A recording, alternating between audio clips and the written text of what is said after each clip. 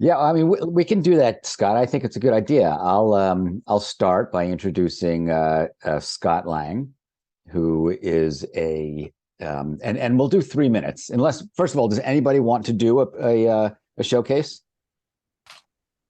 Okay. I could always Uh, do a showcase, but I've done some in the past, so. um, all right, so let's just go around. Maybe it'll be a shorter meeting. So I will start by introducing Scott Lange, who is a man of many talents. But one of the things he does is he works with other companies in business development. His clients, he's an extension of their business development staff, and a lot of what he does is partnerships.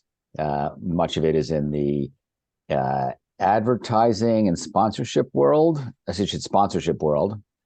uh, and you're going to have to maybe correct me. And I know that he's currently trying to sell the rights of the New Yorker Ballroom, New Yorker, New Manhattan York, Center, New Manhattan Yorker, Center. Manhattan Center are connected in the Right. corner. Okay. Manhattan Center. And he tells me that if he does it, he can potentially retire. And he'll tell you more. Take it away, Scott. We'll do 3 minutes. Michael, thank you very much. I mean, very quickly, what's really exciting for me recently is that I've taken on another client in the fintech category, Marcaz, which I presented very early on my onboarding with them. So I actually have a lot more background, and it might even be of interest to this community of the Trusted Referral Network to understand more about what the Marcaz platform can do for you to generate business. There's 30 million small businesses in the United States on the platform and 300 million businesses overall. And essentially what it does is it provides a centralized location for all your important corporate artifacts, papers, documents, financials, all of that in a vault. And it has a platform for access to capital. It's just a terrific opportunity. There's about 12 different benefits. I won't go through them all now, but if anybody's interested, certainly reach back out to me at scott@langmarketing.net. I think you all have it already, but I'll put it in the chat later. And that's it. And, just also putting people together in terms of some people like looking for capital. Rajiv, I think I have a new lead for you. I will tell you later. And I'm looking to work with this organization. I'm not so much in the marketing side, David and Robert, excuse me, and John, which both, we need video. But I have I told you all before that I've worked with Mark, and Mark's working with one of my clients, Jane Parker. I'm not doing much with him right now, but the boys did well for the holidays, Mark. And Sharon, was in my former life of advertising. So that's it. Thanks. Absolutely. Now you need to introduce somebody else. Okay. I first want to wish everybody a very happy, healthy, and prosperous and fulfilling year ahead. So I'll introduce Mark, if you don't mind, since Mark and I became acquainted here on Trusted Referral Network. I shared with him the concerns I had about a client and their SEO and the kind of keywords they were using and where they were in the rankings in terms of, coming up in Google searches, both for Fruitcake and for Jane Parker, their brand name. And from what I can tell, Mark has got a great company, a SEO game.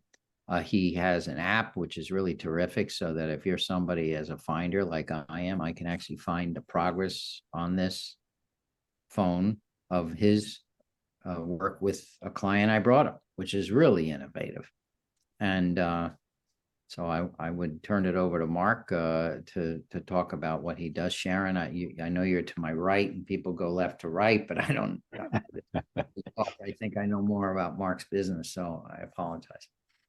Thank you very much, Scott. And yes, the the thing about working with clients and getting rankings in a quick amount of time, sometimes it's not fast enough. And then the business of these companies get really busy because this Jane Parker is a fruitcake company that's focused on the Christmas season. So catching them in between calls and catching them in between trade shows was always a challenge. They're wonderful to work with, and I really am appreciative to work with getting fruitcake #1 on the first page of Google in a 30-day trial is what I do.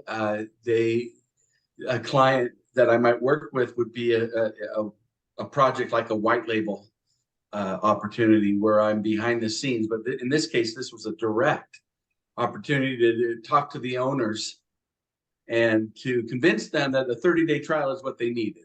I'm always saying, who doesn't like a 30-day trial? So if the 30-day trial means something to you like no rank, no pay, then let's just chat. I give a keyword analysis, and the keyword analysis is always based on the top big keywords. So I've worked with Rajiv in a lot of the things that I've done. I'm going to introduce him, but just before I introduce you, Rajiv, how many keyword audits have I given you? 3, 4, maybe in the past? Yeah. Okay, and they take time. They're an hour of production work, and the production is based on keywords with empirical data. What gets searched the most? If there's a website that somebody shares with me and says, I want to be #1 for something, and there's no one searching for it, then I have to turn that down. And my performance model doesn't work for that. So that's how a 30-day trial works on big keywords and websites Mark? that deserve it. Well, go Could you ahead. explain that again? What you said, the last thing, something is searching and that doesn't work. Can you explain that? Empirical data?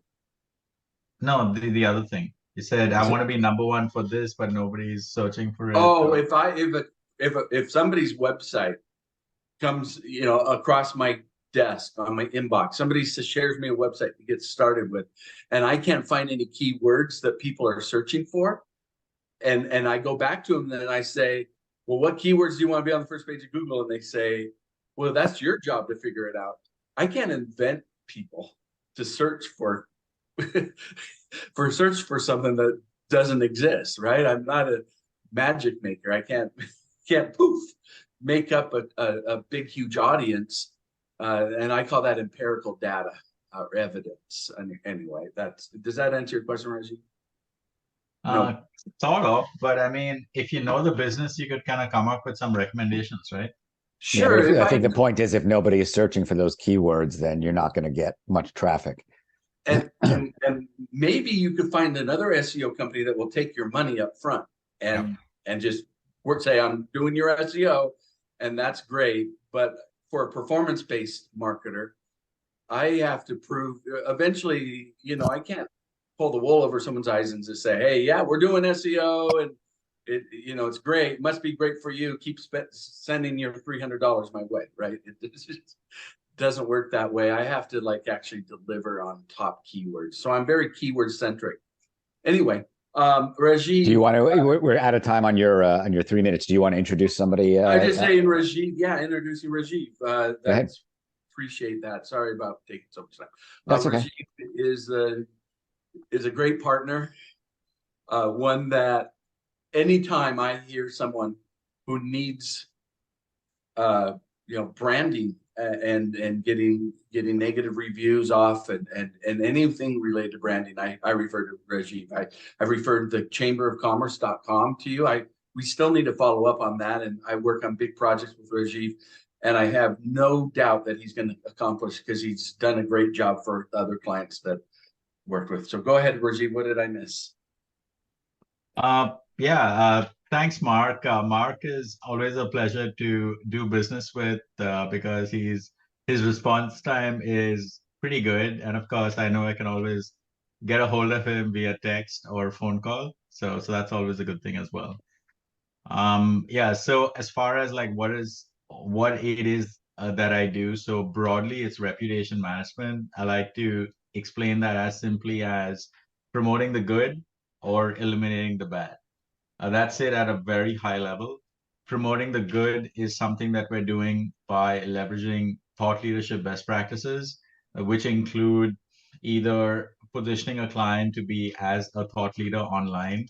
And we're doing that by creating a lot of content, original content that positions him or her as a thought leader or a subject matter expert, so that their respective audience looks at them as a thought leader or a subject matter expert. So that's one part of what I'm doing. The second part is helping clients by producing their podcast for them, again, to further their position as a thought leader. In addition to that, we're also helping clients with helping them to be an Amazon best-selling author. And then lastly, we're also helping clients to be United Nations speakers to globalize their brand.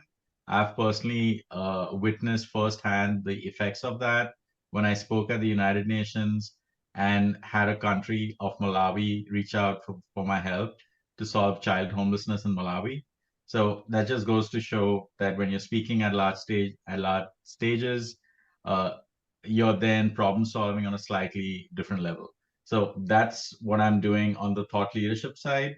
And then on the flip side of that, which people may be a little bit more familiar with, it's basically deleting bad press, bad reviews, and negative information from Google, social, and the internet. What that means is we're deleting reviews from Google My Business, Yelp, etc. We're also deleting bad press, which could be arrest records, it could be press reports, whether that's from New York Times, Daily Beast, Washington Post, etc., or even court records or other records.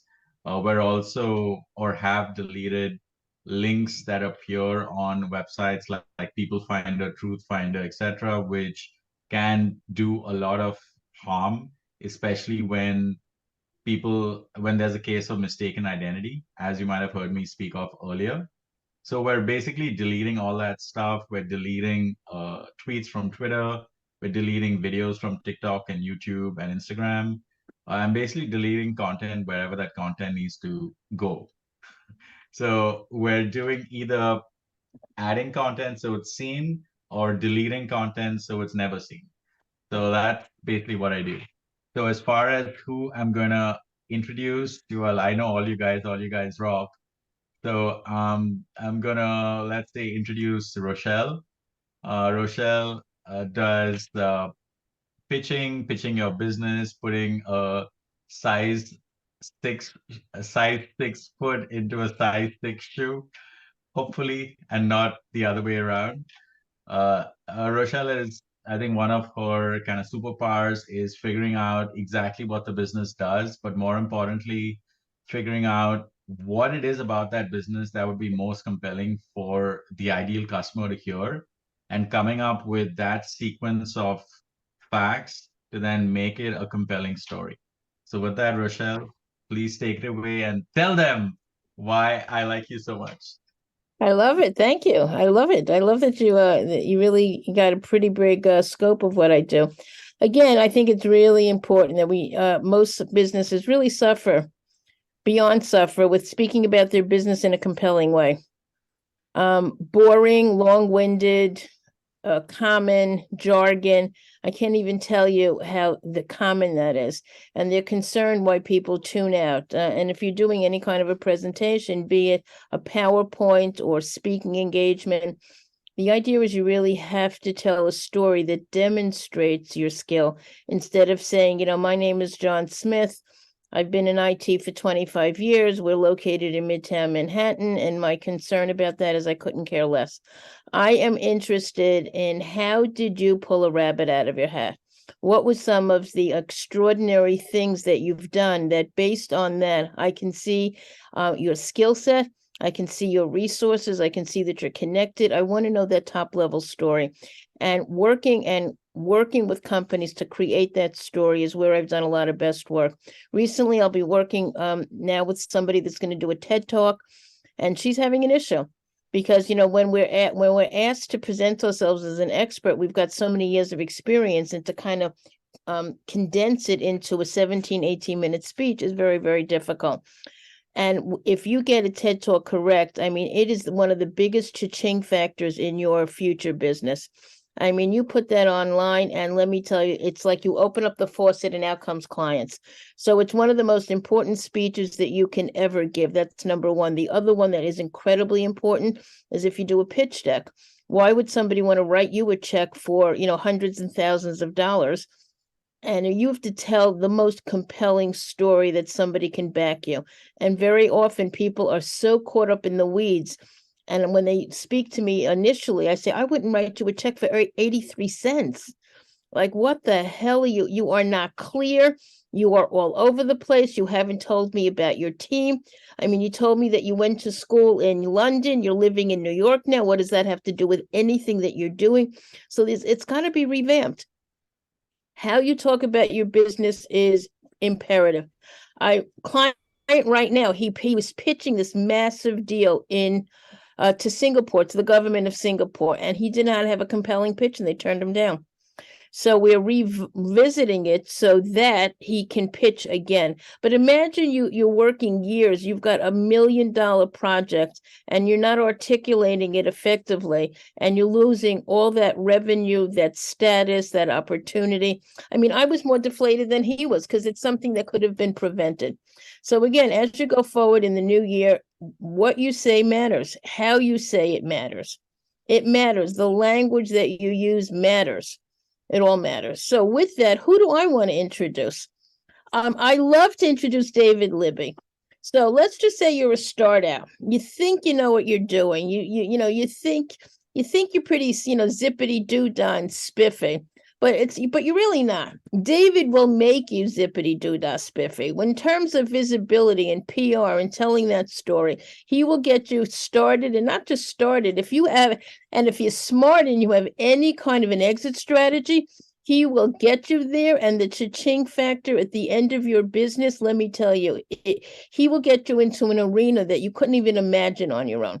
So with this, I'd like David to tell us how he's done some of his best work. Thank you, Rochelle. What a very gracious introduction. I appreciate that. I love the zippity doodah. Last week I was orange and I was like an Oompa Loompa. This week I'm zippity doodah. I should probably go work for Disney on one of those companies, right? Hey, so I just dropped a post into the chat that I want you all to take advantage of. I do B2B tech public relations, content writing, and support agencies and their clients. However, this particular link, while it is positioned to B2B tech agencies, it is just a list of tips on doing your own PR or doing PR for a client. If you're looking for media opportunities, I'm talking about earned media opportunities where someone may be writing something about someone or something. Let's say, chat GPT is a big deal right now, like artificial intelligence chat. There are a lot of reporters that are writing articles about this. How do you find them? Here's like 10 different ways that you can get creative. And I've noticed that over my, too many years in tech PR, the two things that really stand out for the successful people, no matter who you are, is creativity and being solution oriented. And I hope that these particular points are going to spark creative ideas in you to help you or help someone do PR. And if they want to hear more about how we can help them do that, please feel free to drop me a line. I do pay 10% of the first 6 months of any contract that we land. It's noted in the Trust Referral Network. So that is something I wanted to bring up. But what's most important to me, in addition to introducing myself and introducing, hearing what you have to contribute, is that, 2023 for me is going to be my year of focus.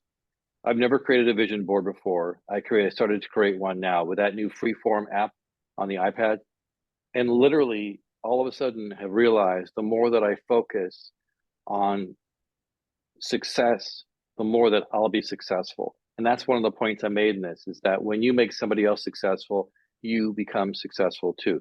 So, feel free to take any of that advice there. If you have any questions about it, reach out to me and I'll be happy to give you any more tips.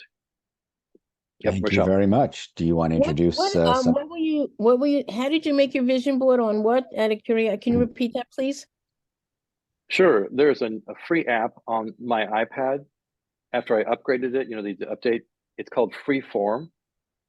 And, here I was hemming and hawing, say, I'll never say never.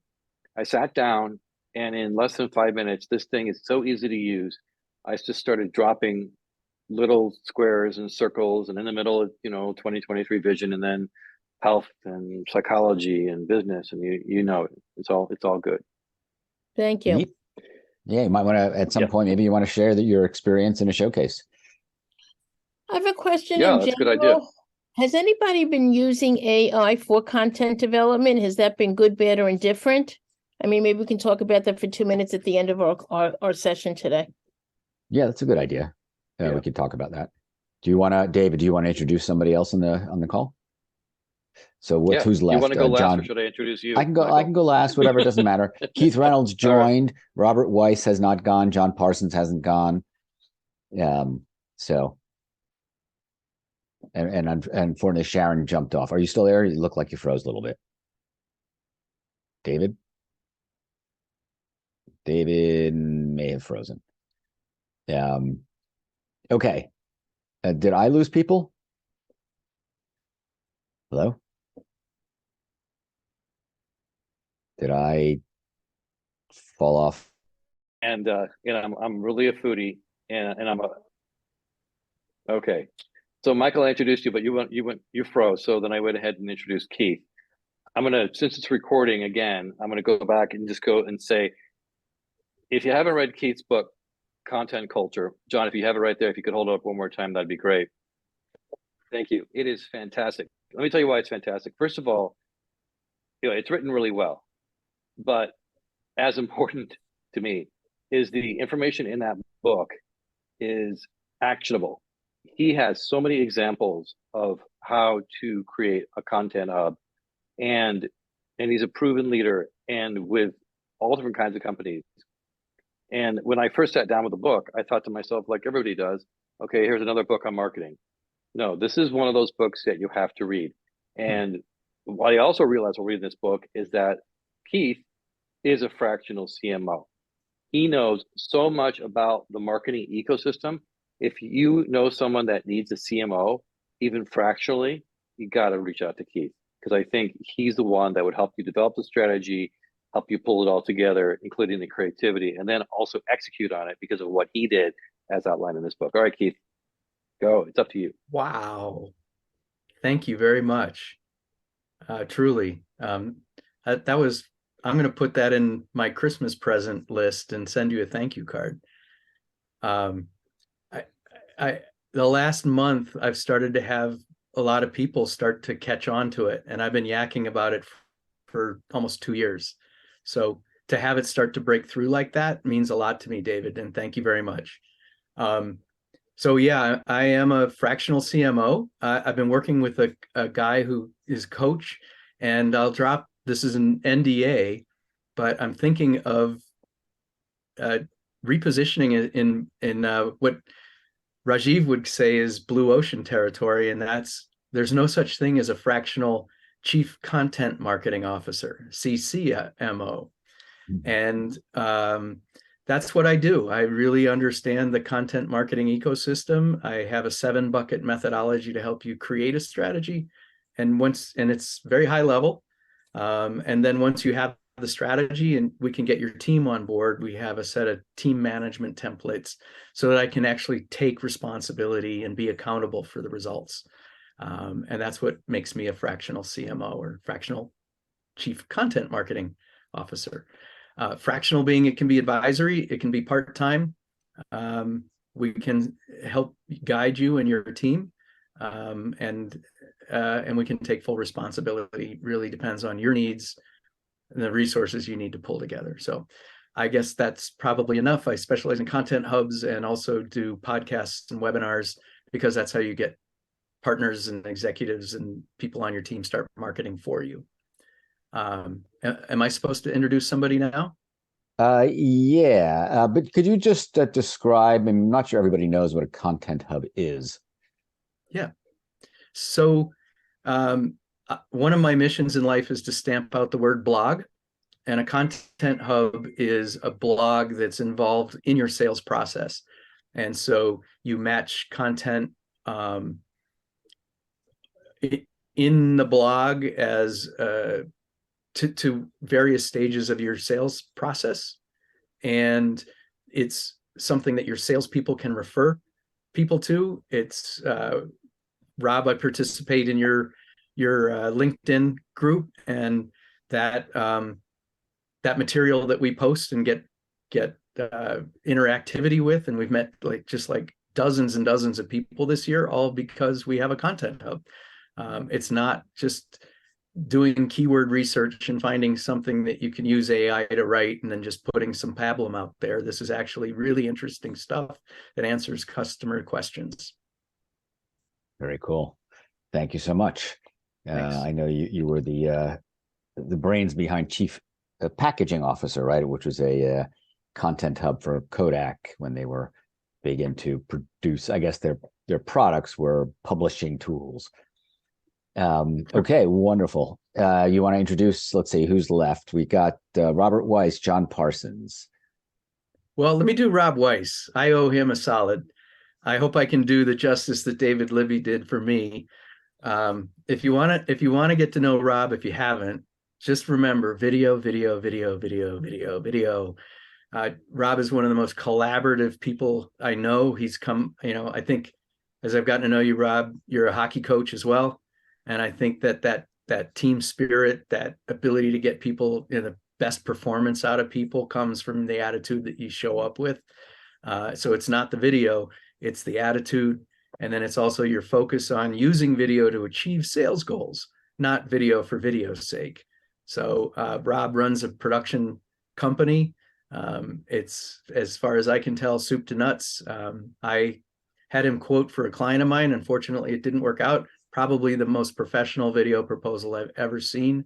It covered everything, and it instilled confidence in me, in your ability to get the job done for your clients. And then I see all of the case studies that you do, and it's like, well, yeah, he does it. So if you need video support, I would highly recommend engaging Rob to take a look at what you're trying to accomplish, because you'll get a full strategy, not just a piece of video. How'd I do, Rob? Take it away, Rob. Card list. What's that? So you're on my Christmas card list now. All right, thank you. So one of the most important things you said is not only am I a hockey coach, but I still play. And I was playing up till even yesterday. Did a little Boxing Day noon skate. So I am going to show versus tell. I pulled up a few videos here that I'm going to kind of show you guys, just like maybe 10, 15 seconds, just kind of go through these. As Keith said, we do a lot of different types of videos. So can you guys hear? Yes. Okay, so again, I'm going to show you like maybe 15 seconds of like. Project Cowboy is an $80 million investment alongside Trive Capital, where we're providing growth capital at the management company level to help accelerate the firm and the platform's growth. In this transaction, we partnered with the two founders at Trive, Connor Searcy and Chris Zagaro, and we won this deal following a 2-year direct dialogue with the founders, where we built a deep partnership, we built trust, and we ultimately brought our creativity to bear on this transaction. So that was a case study for a hedge fund. This next is a YouTube advertisement. Californians that qualify are eligible for this free government-funded service that includes a free smartphone, unlimited talk and text, free data, and calls to Mexico. On top of these great benefits, there are no monthly phone bills, no fees or annual contracts, and no credit checks. Signing up is quick and easy, so sign up today to get your free smartphone and activate your service. This is a B2B explainer video for a air filtration company. We clean the air in schools. We targeted to schools. Save schools energy. We reduce school maintenance costs. Made specifically for the unique needs of K-12 schools, Dynamic Air Quality Solutions designs and manufactures state-of-the-art air filtration systems that are proven effective measures for inactivating viruses including COVID-19 in HVAC systems. Quick little social media. I'm here today.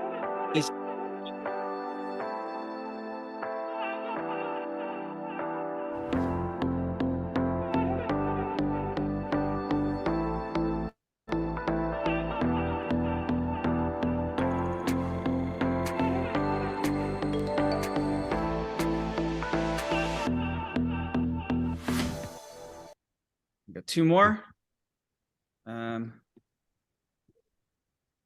Diversity and inclusion. SG is a European bank, but it's extremely international. We have a very diverse set of employees from all over the world. Great emphasis has been put on diversity. People need to be able to come to work, which they spend like most of their time at. And Give you just one more. This is a customer service parody. May I help you? That online help area seems like it's been outdated forever. Sir, what's your make and model number? Yeah, okay, we got them training and we got them new software. But the truth is, the most important thing about my team is me. I'm the one that got the budget necessary to get. That's it. That was an office parody we did for a customer service software. So we kind of modeled that whole narrative over the office, and that was like obviously the main character. So that's it. Any questions? I think just one key takeaway. I kind of played maybe 15, 20 seconds of both of them. I hope you got the gist of what that organization did, and messaging. I don't care about what I see in a video. I care about what I hear, and we'll create the visuals for it. Robert, so I got to say, love the videos. I especially love the tequila video, even though I don't like tequila personally. But the way in which you kind of did it, the cinematography of it was brilliant. And I thought that the bottle looked a lot like a Burberry bottle. I don't know if that was intentional or what, but I don't think we've done a one-on-one, so we should totally do a one-on-one. That's their brand. So we just kind of tried to take some of their brand elements. And yes, on the one-on-one. So Michael, I guess you're left.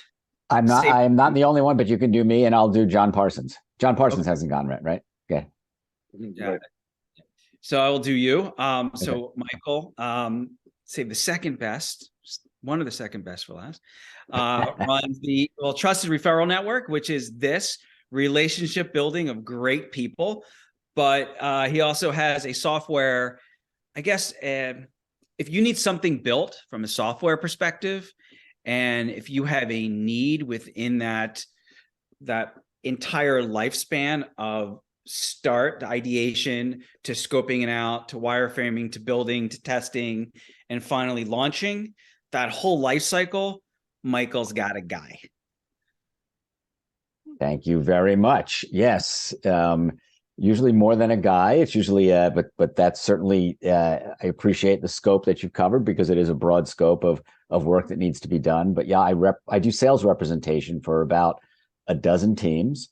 Those teams are all software development shops, but they focus on different platforms, different technologies. So some are more focused on, let's say WordPress, others more on things like Shopify, so e-commerce, others do mobile development. I have a team that does a lot of work with artificial intelligence and machine learning. And so depending on the need, my job is to match the need or the client and their need with the right team, help my team sell that to the client and get it going. And then I typically take a step back, but I'm there as a sort of backup account manager. All of my teams have sort of the full complement of capabilities within the team, so they can sell. They do sell on their own as well. They do account management, of course, project management. Programmers, of course, are the key to it. But there's also testing, so quality assurance and launch and all of that good stuff. We also do some design. I would say that my teams are more technically focused than they are design focused, which is why we tend to be very good partners with other agencies that prefer to focus on the design. and not have to worry about the engine, so to speak. How the engine works. If you think of, somebody delivering a car, somebody can design it, decide how it's going to be shaped and the colors, but they may not be experts at how the engine needs to work. And that's where we come in. So we do, front end programming, back end programming, all of the code that you need. It says my internet is unstable. Hopefully I won't get cut off again. And so really good leads for me are small digital agencies up to, let's say, 20 people, for whom delivering the website or a mobile app is critical. And yet they've got a much broader agenda they have to address, be it SEO or SEM and content writing and design. They don't always have the programmers with the right skills in-house. So they need or want to outsource that. And oftentimes they can also make a better markup doing it, because my teams, we do have domestic teams, which tend to be somewhat expensive, but we also have offshore and dual shore teams, which make it significantly more cost effective than they might be able to deliver internally.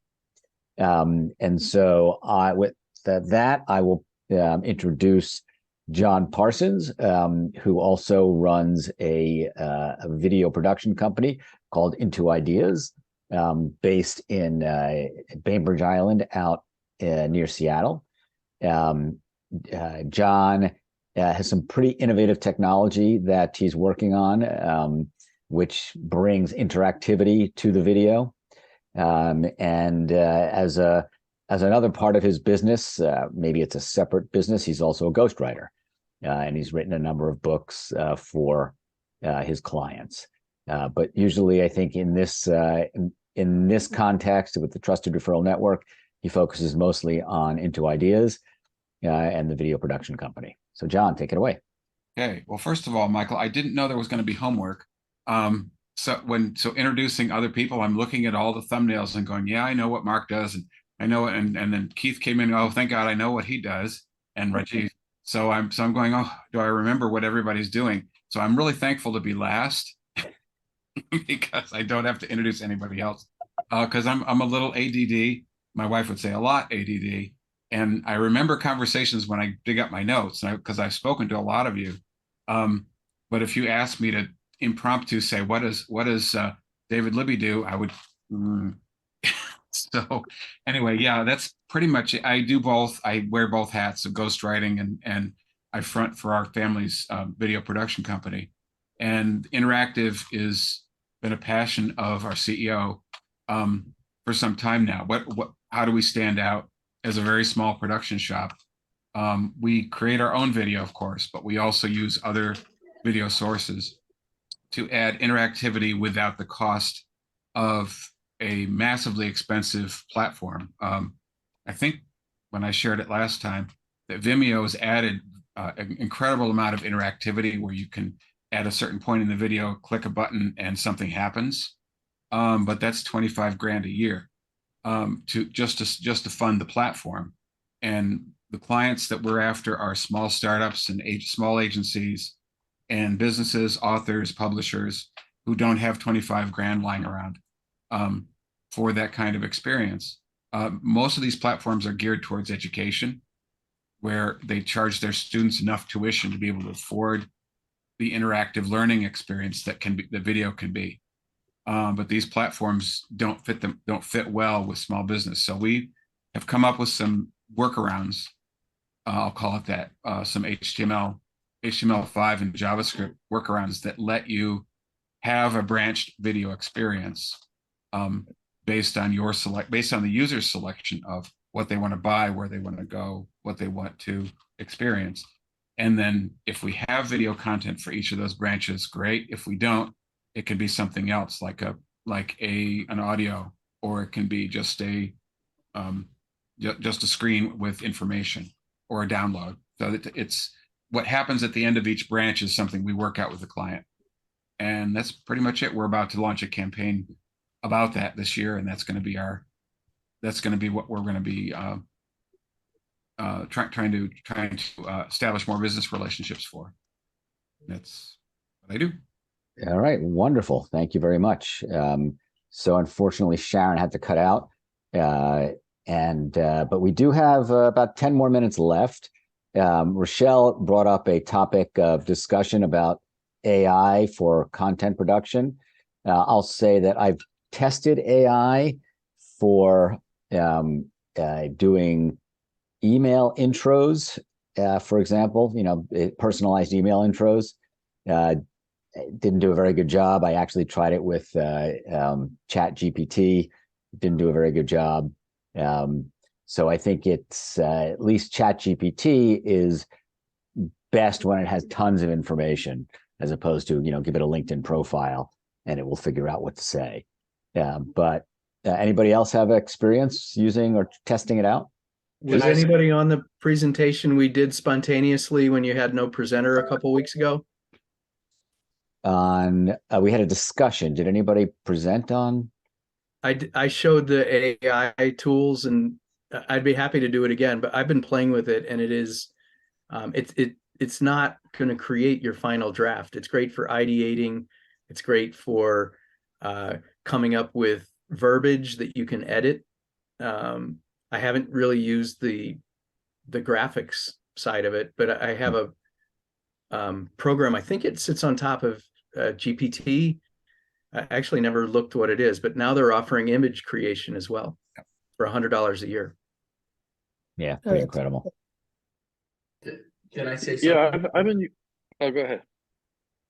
All right. I just there is a group, a Facebook group that I belong to called 7-Figure Digital Marketers, and these are people that are pretty high-end people with digital marketers that can only be in this mastermind group that are making 7 figures. So it's a very high-end mastermind group that I belong to. And Josh Nelson, who runs it out in Miami, has another mastermind group that we geek out on things. And we had a geek out session just this morning on all these AI chat tools. And by far, Chat GPT comes out number one amongst all the digital marketers that are doing 7 figures. And they're using it for SEO purposes. Now, there's a big debate because a lot of people are stopped using them because there's a spam. There's an algorithm going out right now until the end of the year that Google is saying that will end by the end of the year, but it's running right now, and it's hitting a lot of people who are using these tools for SEO purposes. I just bring this up because I like to geek out on this when it comes to SEO side stuff. So if anyone wants to see the big mastermind group that I went into, we're going to have it. I'm going to have it videotaped by tomorrow, or the next day, in the next 72 hours. I'd love to share it with you. It's the most fascinating. I'd love to see it. Conversation on this by 7-figure people who are all talking about it. I would totally be interested if you could forward that to me. I'd be. I will when I get it. Okay, Rochelle, and as long I'll do it as long as you accept my request to LinkedIn. I never get accepted by you. So, are you serious? I'll take a peek. Yeah, I'm serious. I stop and then I start again, and I stop and I start again. I'd love to have a one-to-one. There's probably there's a ghost in the system. Yeah. I've been using Chat GPT, experimenting with it quite a lot actually, because I do a lot of content writing just to see. What I found is if you want to write thought leadership, that is not the system to use. It will generically give you an understanding of what the collective thinks about a certain topic, but we don't necessarily know who the sources are, how reputable they are, how correct they are, how educated it is, what's missing. We only get out what we put into it. So we ask the question, we get the answer. We don't, most often as humans, don't know what questions to ask, which is, and I've been working in the artificial intelligence sector for 4 years, and that's been the biggest problem that AI has had, is that we just garbage in, garbage out. I will say this, if you just want kind of throwaway content for social media, it seems to be helpful, but I wouldn't plagiarize it. Because there are people who are catching, especially in universities, college students plagiarizing, Chat GPT and creating papers from it. I did use it to build HTML code. That did work out really well for my website, which is interesting. However, it was basic HTML code, and I would have wanted a software developer to look at it. I just added a LinkedIn logo, to the website. I didn't publish it, but I just tested it. So that's interesting. And then lastly, I just want to add, is it going to replace Google? Because that's a big conversation that's been happening. If you go to TechCrunch and you read what Ron Miller wrote about ChatGPT versus Google, there's just no comparison. If you really want to do some serious research, you got to go beyond AI today. Maybe by 2030. It's just starting, and you think like within like a year or two, it's going to be unrecognizable, that you really won't have to do your own stuff, that there'll be some sort of a formula to kind of do it for you. I just think it's just so early on. I'm just curious if anybody did anything on it. I know somebody that used it, believe it or not, to get, for a dating app, and what they put in the information and what they came back. I have news, it was pretty extraordinary. So I thought that what they did was pretty zippity doo dah. I mean, it's really. Yeah. I mean, zippity doo dah. It might be good for short posts. Like if you've got a quick idea and you need somebody to come up with like a couple of sentences, I mean, it might be helpful for that if you don't have the time. I'm just curious because I've never used it, and I just think it's relatively new. And my history has always been on the tail end of when something's new and exciting. I'm not the first person to check it out. So I was curious if anybody did check it out, got any kind of a positive. And look what's going on with photographs today. I mean, what's the app now that makes you look like some action figure from, begins with an L, Yeah. Lance? No, that's Reface. Reface. No, there's another one. There's a few different ones. Yeah. Yeah, there's one that starts So with an the- L. Yeah. The one thing I can add to what you said, Rochelle, and I think you're spot on, little short things, what David is doing to position executives as thought leaders. The reason they're thought leaders is that they're thinking things that other people don't, right? But if you look at this, Yeah, I'm just thinking of Lens, so that's the one with the photos. the copy for much of this, the descriptions of the speakers was written, first draft was written by an AI. And it was just descriptions of sessions, right? So I didn't need to be a thought leader. I just had to get butts and seats. And so I think you have for something like that, it seems like it could work. It could save you time. If you don't want to be painstakingly go over your bio so that you look, that you're coherent. I mean, if you put a couple of words together, they might make you look pretty extraordinary. I think that maybe on the something short and quick, if you need something, I think it might work. I think for a long thesis, probably not, at least not yet. But for something pretty short, like an introduction, I think that might be a good idea. If you want, let's say 2 or 3 paragraphs that you want to use as just post, if you want to post on something, it might work. I mean, as I said, I haven't tried it at all, so I'm curious. So Keith, I want to interrupt because we're almost at the top of the hour. So if you haven't put your LinkedIn in, and then John, you wanted to have a comment, but drop your LinkedIn now so people can save it. Great. Okay. And then save the chat before it goes away. Before it goes away. Yeah. I just want to say I did a book on AI this past year, and got into several discussions about bias because the quality of the results of AI are always subject to the bias of the underlying data. Right. And so when Amazon did their hiring AI, the data set that was the control for the machine learning was all white guys of a certain age. And so the screening questions all excluded people of color as in general and excluded women. Not always, but there was a skew that was caused by the data set. And the second thing I want to say is that because I work with writers, everybody's freaked out about AI generated content and that their jobs are going away because especially the short stuff is going to be AI driven. And I said, guys, to some degree, the stuff that's written by AI is going to end up being read by AIs. And so we'll just focus on writing for people and let the machines write for machines. And that's not an absolute truth, but it calmed a lot of people down, because what's here and what's here is still really important. And you might be able to mimic it, but you can't actually create it new. Right. That was my word to them. I agree 100%. And an AI, it can give you an outline, right? That's not writing for you.